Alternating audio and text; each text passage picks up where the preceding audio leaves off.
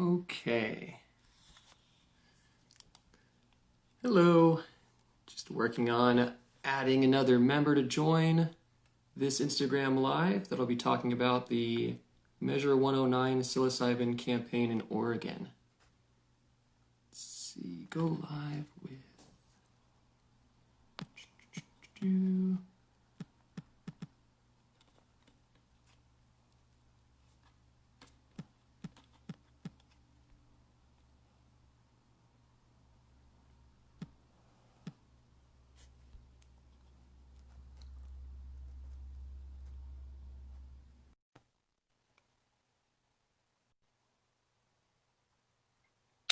All right.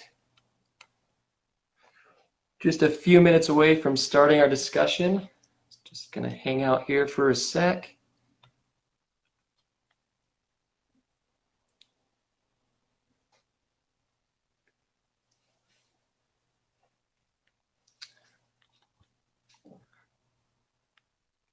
Again, we'll be discussing the Measure 109 campaign to legalize legal psilocybin services here in Oregon.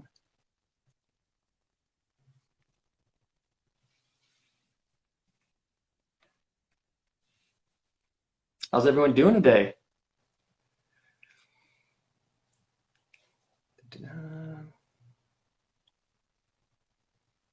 Hi, Jamie. Hello, Renee.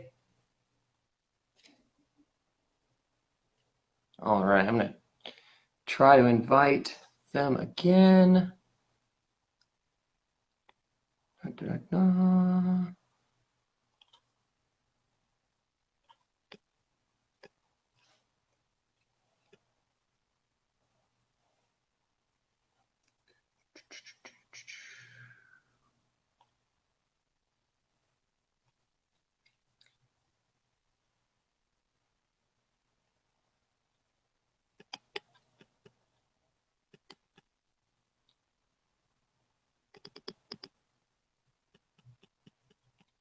All right, shouldn't take too much longer. We are just hitting 1 p.m. on this beautiful day here in Corvallis. I hope it's beautiful where everyone else is at as well as we approach one of my favorite seasons, fall. Yeah, I know, it's really come along, huh, Auntie?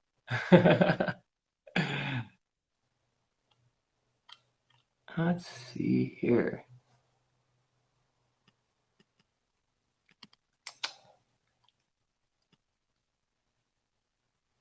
We miss you too. I'm just going to send a quick email to our friends here. Dun, dun, dun.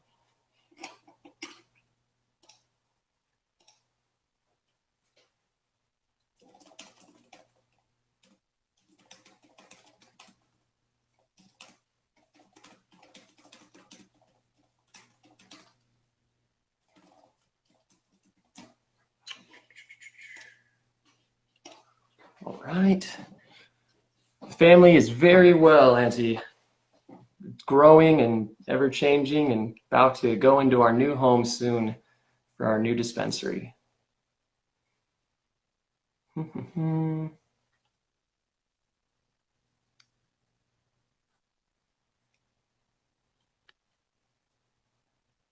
Thank you guys all for your patience as we wait for Daniel and Kimberley Golletz, who are two Ph.D. psychologists located here in Corvallis, Oregon, to help us answer some questions about this campaign. Hi, Harry.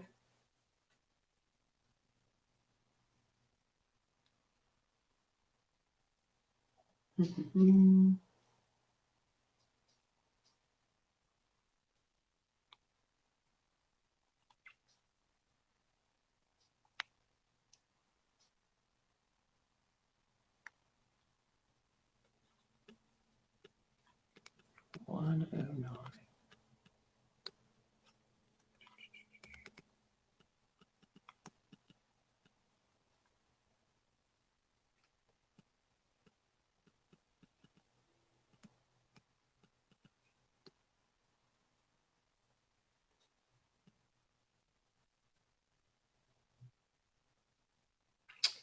I definitely think you should come by for your birthday as well. We'd love to see you.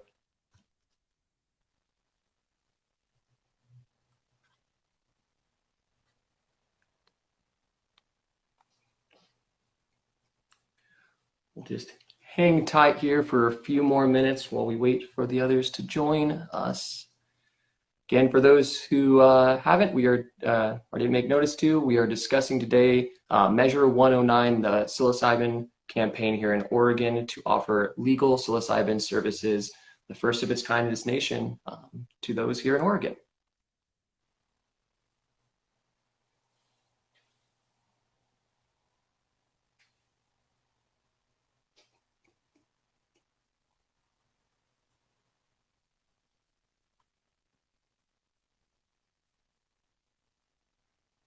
That is Harriet from the shop.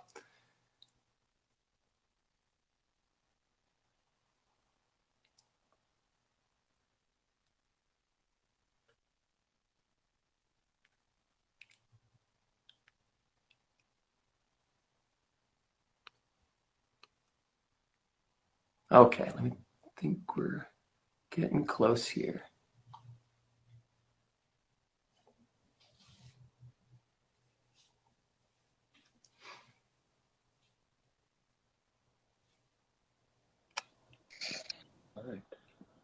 Hey! There. Turn that.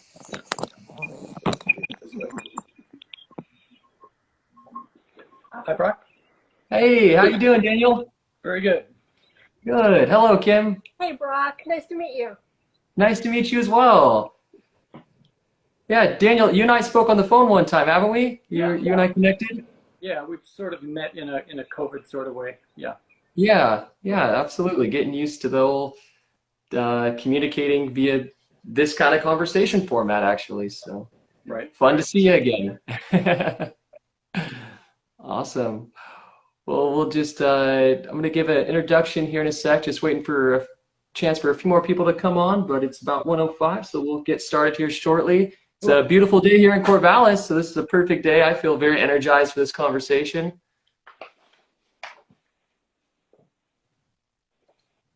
Yeah. All right. Well, we'll go ahead and just jump right in then. For those who are aware, my name is Brock Bender. I'm the founder and owner of High Quality, a cannabis dispensary located in Corvallis, Oregon, that I founded after assisting my mother overcome alcohol and opioid addiction.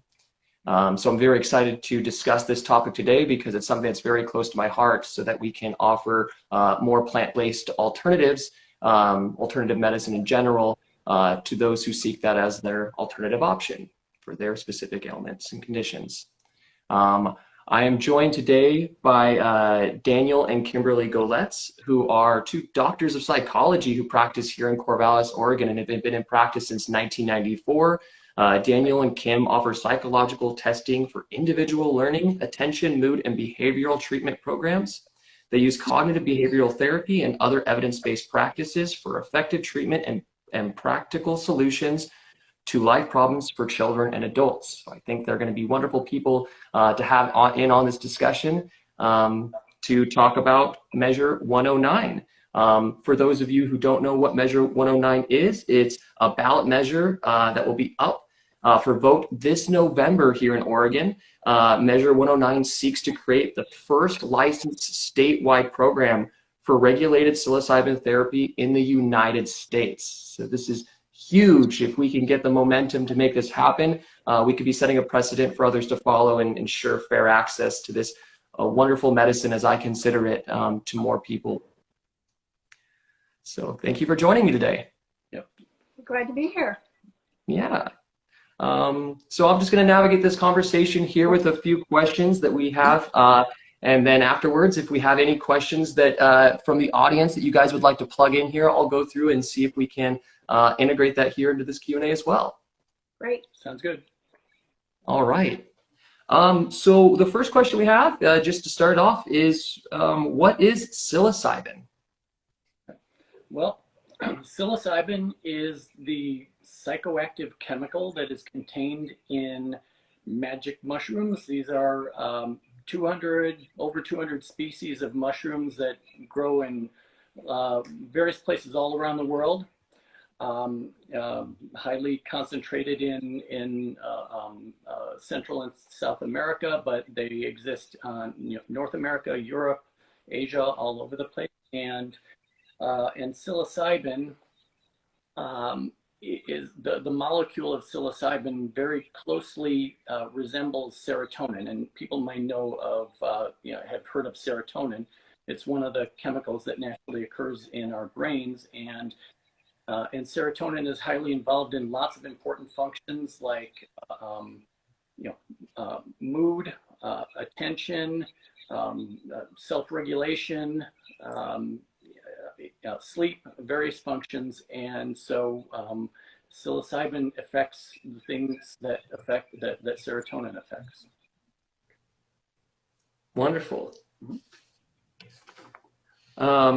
So as we integrate this amazing molecule, how do we take that and translate it into therapy? So to you guys, what is psilocybin therapy and what does that look like? Well, so when psilocybin is present in the brain, one of the things it does is there's a part of our brains that's called the default mode network, and the default mode network is it's a part of us that largely relates to our sense of self and thinking about ourselves in the world. And it's most active when we're not engaged in activities or tasks outside of us. So when we're kind of idle, then our attention turns inward and we think a lot about ourselves. And that can have very important effects, but it can also kind of turn on itself in a way that the default mode network tends to become more negative, more self-absorbed, it's part of what sort of gets us stuck in ruts. It's the negative self-talk. Mm-hmm. So sometimes you get that tape running in your head Mm-hmm. of self-doubt or self-criticism. That we know now where that is. That's the default mode network. It's a part of the brain. And so if we could somehow reach that part of the brain, it might be easier to change those negative thought patterns that psychotherapy tried to change, but with mixed success. Right. Yeah. Mm-hmm. And so psilocybin therapy kind of leverages the properties of psilocybin to loosen those stuck thought patterns and to expand our access to all the other things that might be going on in our mind that can be helpful in getting past some of the things that people struggle with and suffer from. And so psilocybin therapy typically involves different steps. There are what we call preparation, which are sessions that occur before taking the psilocybin, where we get to know somebody, do a careful assessment to understand who they are and what they're struggling with, develop intentions and goals for what people want to address.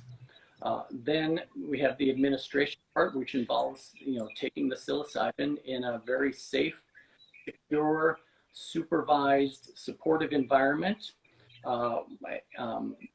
And typically a therapy process would involve 1, 2, maybe 3 administrations of psilocybin over a period of several weeks. And then afterwards, there's what's called integration, which is the part where we help people process and understand the experiences and insights that they may have gained from the psilocybin and look for ways to put it to work in their life. Yeah. No, I'm glad you touched on that. I don't think anyone on this call can say that they haven't had some sort of automatic negative thought that has come into their brain and wondering, how do I get this unstuck? And, leveraging that ability to partner with psilocybin and reach neuroplasticity to reach a different outcome. And obviously, having people like you guys to kind of make sense of those new changes, because we get those things ingrained for so long in us. They become what our identity seems to be, and we feel like we can't change it. So it's difficult after we get out of these experiences to say, well, what is this newfound wisdom that I have, and how do I implement that into my life? Right, right. Our sense of self wants to, remain consistent and will resist efforts to change it. Psilocybin helps kind of loosen that process so that, we can change, we can grow. Yeah, well, that's fantastic. So from your guys' perspective, what does Measure 109 do?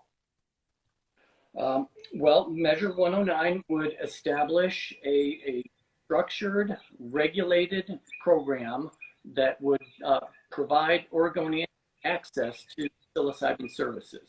The program would be housed under the Oregon Health Authority, just like all of the other healthcare services are, and it would so it would establish the standards and the regulations necessary. Psilocybin services would be delivered only in licensed facilities. Service centers is the term that they use, and only by licensed service providers or facilitators. There's another set of regulations that pertain to the manufacture and distribution of the psilocybin. And so basically, it would make access to these services in a way that people could feel safe and secure, and where it was reliable, where they know what they're getting and they know that the people who are helping them know what they're doing. Now, part of this is regulating the substance, so that I think this is one way that makes it different from recreational use, where there will be laws about the potency and the purity of the substance that you'll be taking. And that will make it easier to have the kind of experience that is therapeutic and is safe. So we can get a better understanding of our dosing model and how those outcome, or how that dose can reach a certain outcome for us. Exactly. Right. Yeah, it's putting a lot of intention behind it, which is half the battle. That's exactly right. What does Measure 109 not do? Well, Measure 109 does not change any other existing laws, for example. So whatever exists with respect to psilocybin would be unchanged by this measure. And so Measure 109 does not provide for home use. All use would have to occur in a service center. It does not set up retail dispensaries. All psilocybin would be transferred directly from the manufacturer to the service center. It doesn't provide services for people under 21. So people would have to be at least 21 years of age to be able to access these services. Did I miss anything? I think those are the big ones. Yeah. And I think it's good to understand, because one of my next questions was also going to be who stands to benefit from legal access to psilocybin therapies. So, in general, who can get access to this?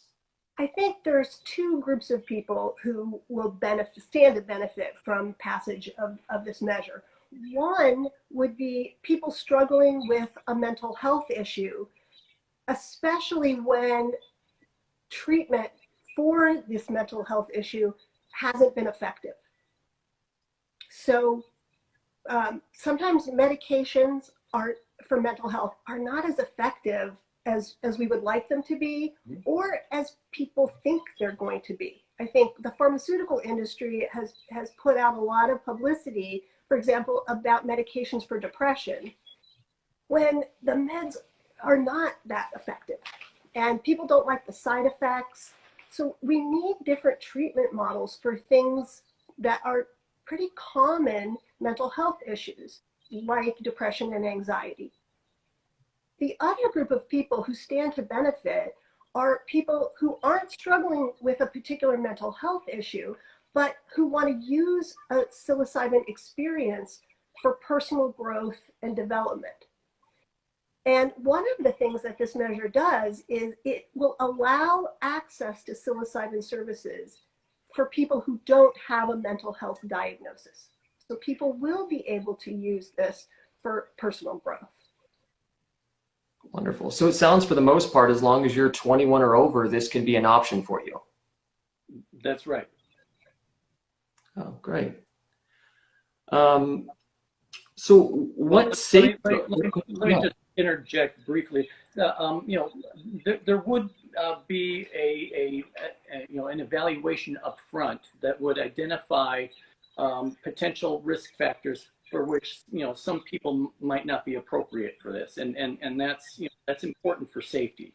That if you're over 21 and there's not a specific reason why you shouldn't get this treatment, so we should be clear about that. Well, maybe can we talk a little bit about that? Sure. So there is excellent research coming out of top-notch medical institutions that are providing us with an increasing body of knowledge about these substances, how to use them most effectively, and what the potential risks are. And so in terms of safety, I mean, psilocybin is not addictive.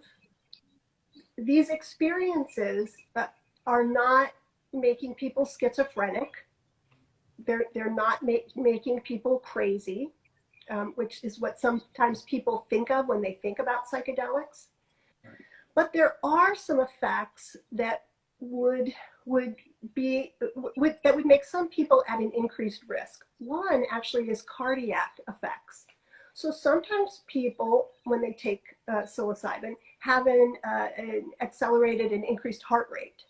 And if you have a heart condition, that could be a problem. So having lots of information about people's medical history and cardiac problems is important.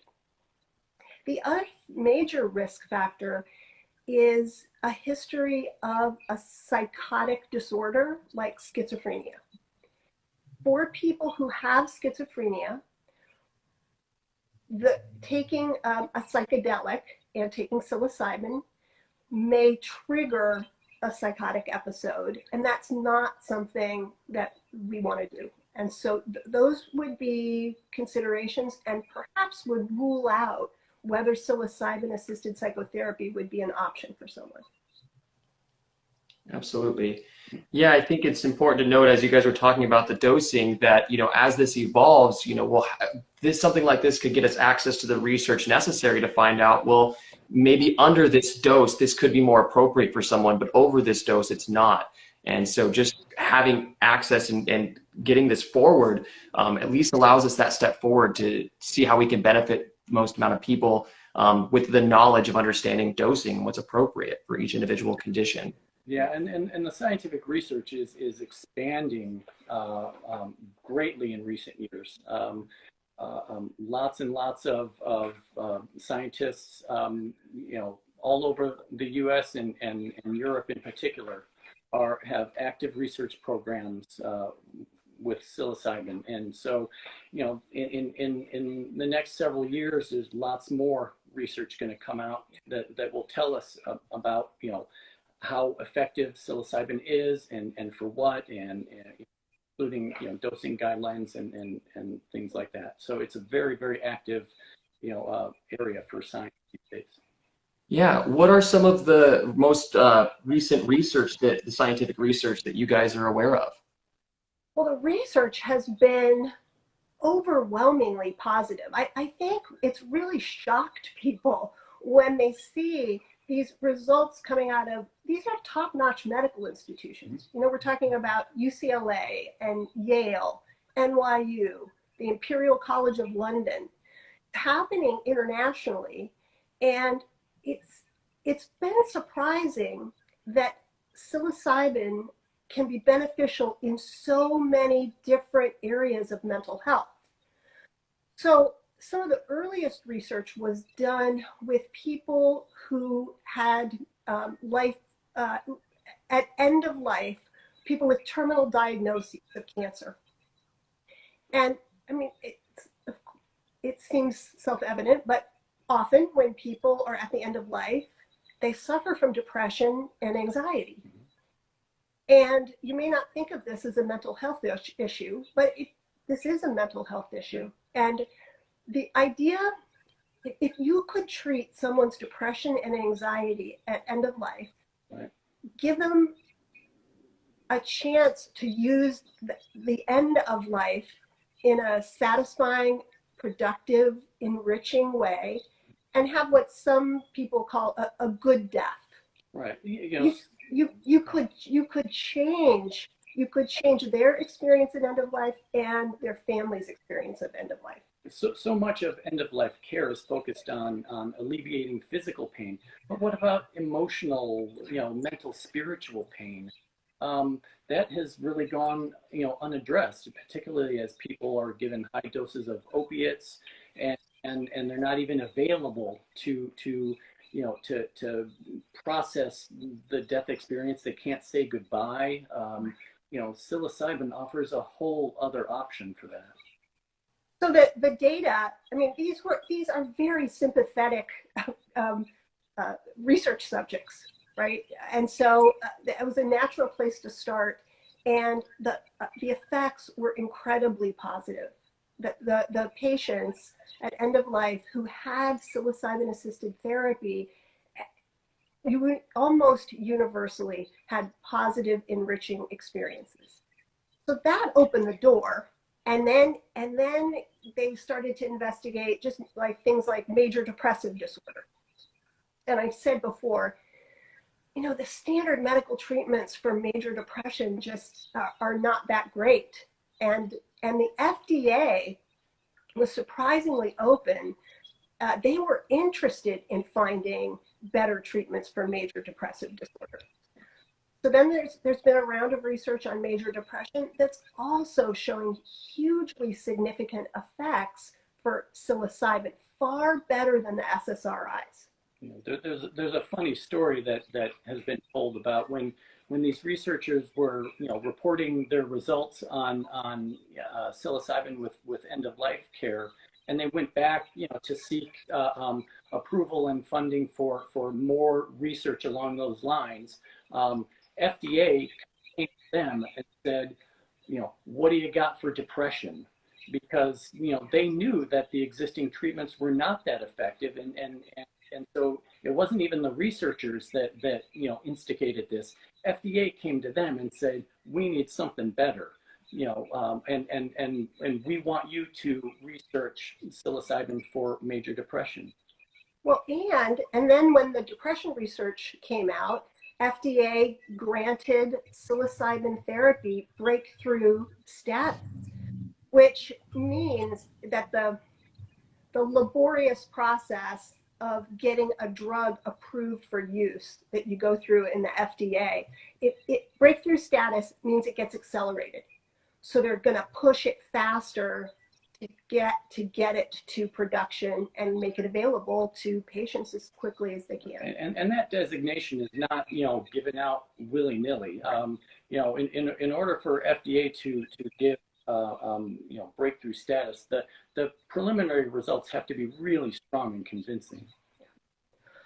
So depression, there's also a lot of evidence that psilocybin is effective for treating anxiety. And anxiety is really an umbrella term. So there are lots of different kinds of anxiety. Obsessive compulsive disorder, OCD, is considered an anxiety disorder. And psilocybin is proving to be effective at treating OCD. Social anxiety, which, if you think about it, isn't that surprising, given what Dan was describing about the role of the default mode network and the self-talk and the tape. You get that in depression, right? Where you're sort of marinating in negative thoughts about yourself and life. In anxiety, you also get a tape that's running in your mind. It's just a different tape, right? It's the tape of, oh my gosh, did I just say something stupid? Oh my gosh, can they tell? Am I turning red? Right. That is also affected beneficially by treatment with psilocybin. Amazing. Yeah, I think it's so beneficial on so many levels to the individual, but also the people that are around each other. I know I grew up in a family that, with addiction and depression and anxiety, and it doesn't impact just the individual, but everyone who's in that family. So when you originated that topic with palliative care, and just to imagine seeing, I've had my grandmother, and seeing her with, imagine her with hope, with giving a different meaning to the circumstance and situation, gives life to that individual, but everyone else that they're around as well. So, Yep. It's a compounding effect of change. And, Totally. and like you said, to assign a breakthrough, therapy assignment to this, you don't just do that. You must be witnessing some extreme change. And I'm very grateful that we live in a time right now where this is going to potentially be an option for us. Yeah, and Oregon, we have a history and an identity of being on the vanguard, and Oregon is such a good place to lead the way in this process, and I'm very excited at the possibility of being at the forefront of this, and I know that Oregonians will benefit, and then we'll be a model for the rest of the country. Yeah, now as we've done, I think it was maybe 1997 we started the Oregon Medical Marijuana Program. It took about 20 years, and then we finally got it more accessible for others and everything. But yeah, we're definitely familiar with different alternatives to approaching health, and we need it so much. I mean, as we notice here that the sun's going to start to lean a different direction and take a vacation from us, we go through these seasonal patterns of depression that are so impactful to us, and we just wonder what's wrong with me, and oh my gosh, I didn't get 20 minutes of vitamin or access to sun today and get my vitamin D. It's just right. there's so many variables to this. Mm-hmm. So yeah, thank you so much for taking the time on the scientific approach, because I think that's really important for a lot of people to understand. I'm going to go in a little bit of a different direction and ask a question about equitable access. So how does Measure 109 approach the topic of equitable access? Well, I think there are going to be obstacles to access, just like there are obstacles to any kind of healthcare. I mean, it's a problem. There aren't enough services, and services cost money. I mean, the biggest concern, I think, is going to be the cost. I mean, you will go to a licensed clinic, a freestanding clinic. You will see a licensed therapist. The treatment, Dan kind of outlined the steps of it. It's time consuming. I mean, you're going to spend hours in preparation.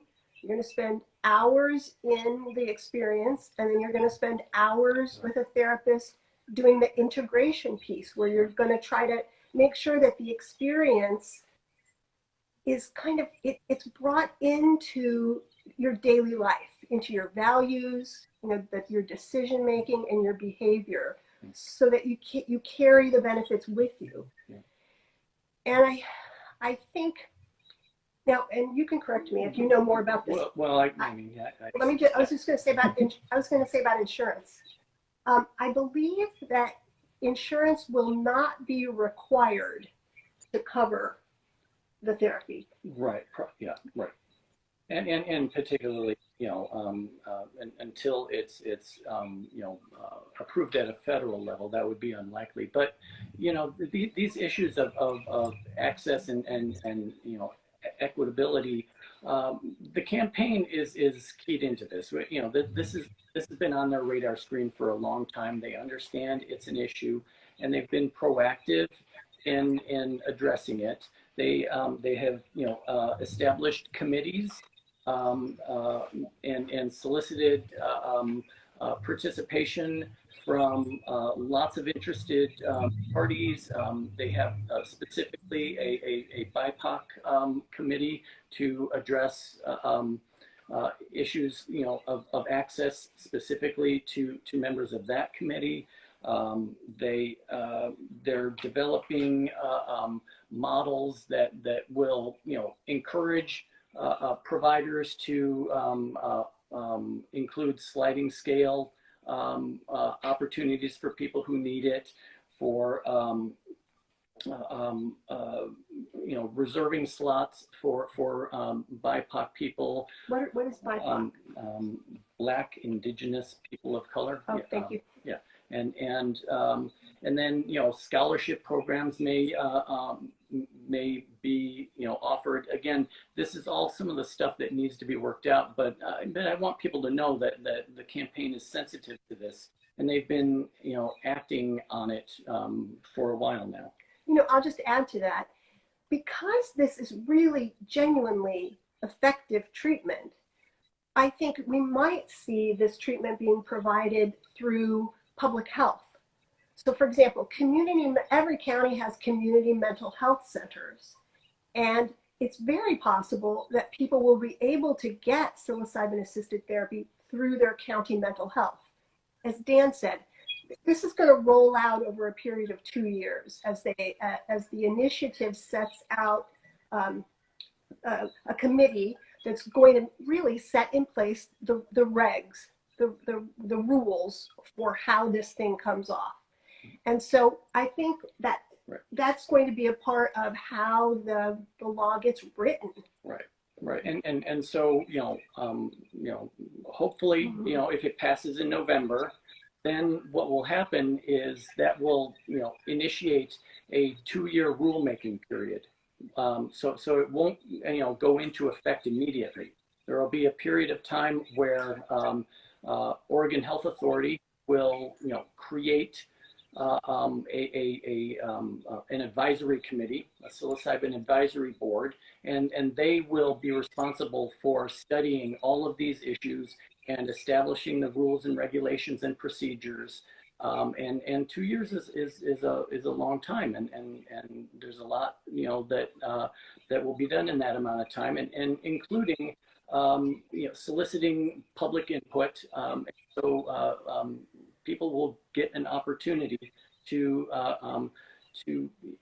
participate in the process as we create the nuts and bolts of this program.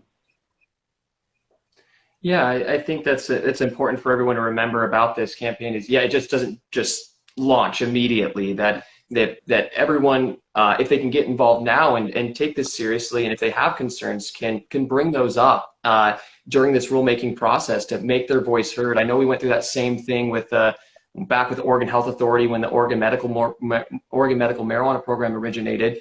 And, I'm still involved with groups and organizations that, hey, we don't like the way this is. We feel like this would be a better option on behalf of the people, and behalf of the constituents that rely on these programs. And we're still able to make changes, going on 5 years later in adult use cannabis. So, there's an opportunity to see that, the way that it's written isn't always how it follows through, but at least it's written in a way that allows this to get through, to get this access to people who need it most as soon as possible. That's right, and so that rulemaking process, will, there, you have to have a starting point, but then we'll learn from experience. It'll evolve, I expect. Absolutely. Well, what are some of the ways that as we go into involvement, that others can help this campaign? Well, right now, since we did make the ballot, and we're really happy about that, the biggest thing that we need is help, building awareness and educating the public and helping people understand the issue and helping them know that this measure exists and that it's a really important thing to vote for. And so we would love to have people get involved in that process in various ways.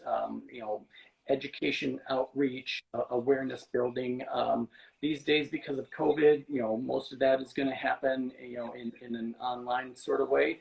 But if people want to get involved in any way in the campaign, go to the campaign website. It's yes on let's see, I want to make sure I get this correct so I don't steer. Okay, vote yes on 109.org.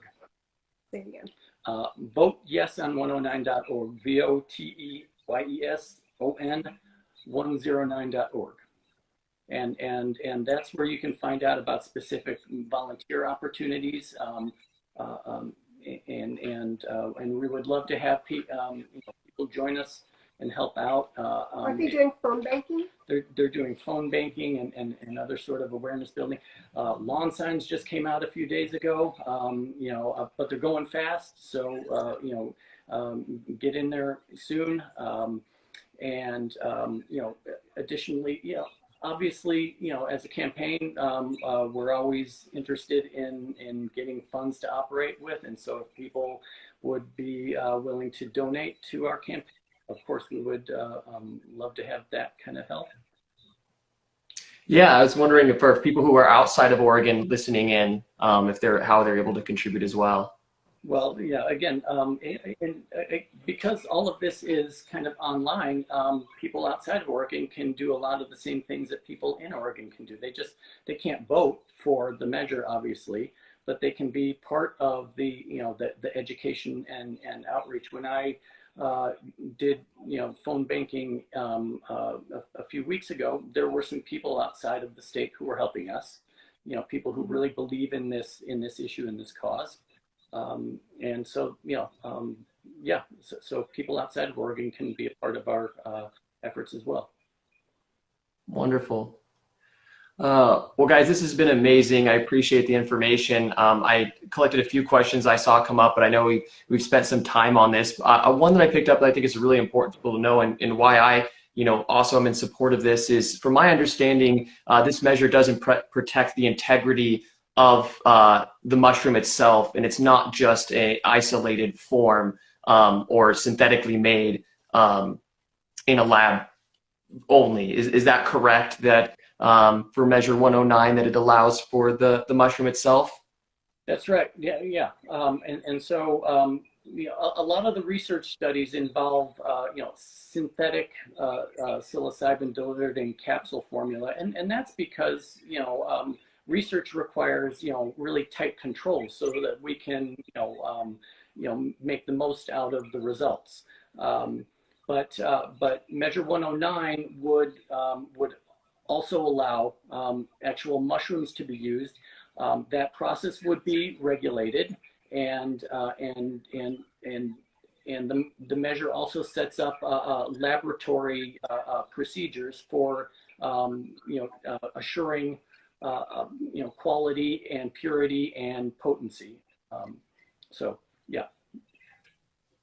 Awesome.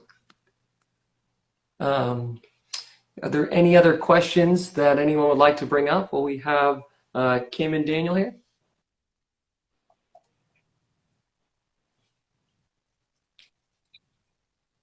Give them a sec to type, but if nothing pops up. Yeah. Just doing a quick search here in the comments box to see if I could pick up anything that might benefit anyone here. Paul Stamets is part of the advisory board. He is very much involved in the process. Yeah, we love Paul Stamets. Yep.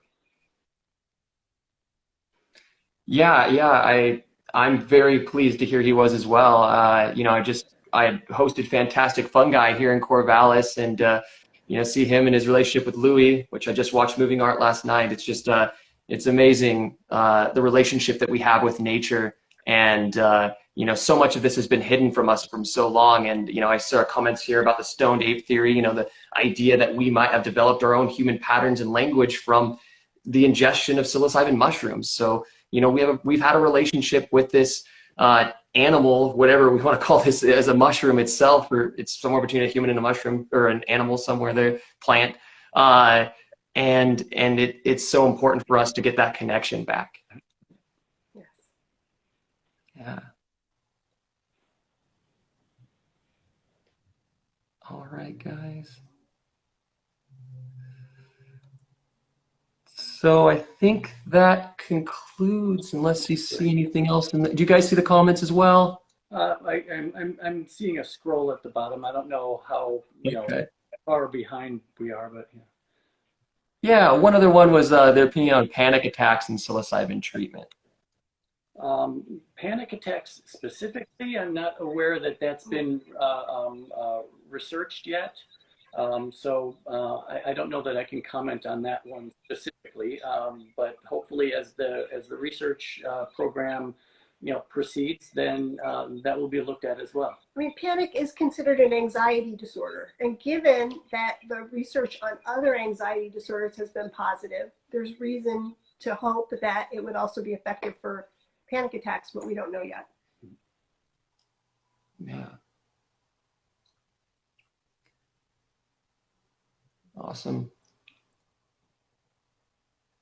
All right, guys. Well, oh yeah, this is another one that was brought up. Just as far as it relates to mental health and trauma relief. Well, yeah. Trauma is a broad concept that that manifests in all sorts of ways, and trauma underlies a lot of people's struggles with depression and anxiety and addictions, and at a mental psychological level, trauma establishes a lot of those stuck patterns of thinking that we were talking about earlier, and psilocybin again helps loosen those stuck patterns and make them more available for change.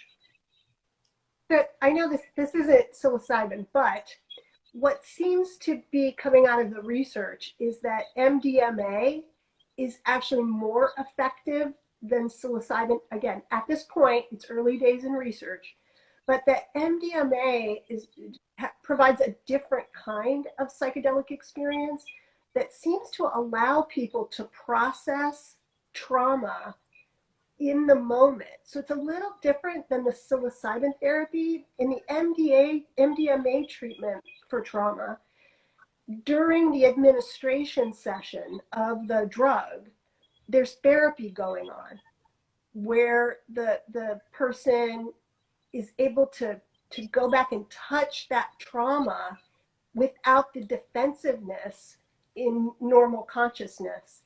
And the data is really amazing at how much progress people are making reprocessing trauma with the MDMA therapy. Yeah, thank you for touching on that, and I think it extends the importance of having professionals like you involved with this. Showing the federal government that we can regulate this in a way that can potentially give us access, that this isn't just the end. This is just another stepping stone to adding this in the toolbox of alternative medicines. So it was very important that we touched on that. Thank you. Yeah. Well, I just want to say thank you so much, you guys. I took about probably double the time that I was prescribed for this, and so it just shows your commitment here to help others and overcome this mental health crisis that we're experiencing here in Oregon. So thank you so much, Danielle and Kim, for lending your time and educating us on what Measure 109 can do. And please, everyone, go follow the Measure 109 Instagram and direct message, and just get involved or go on their website, learn more. Let's do all that we can to help those in need. Vote yes on 109. Yeah. All right, awesome. Good to be with you, Thank Brock. you. All right, thank you guys. Have a wonderful day.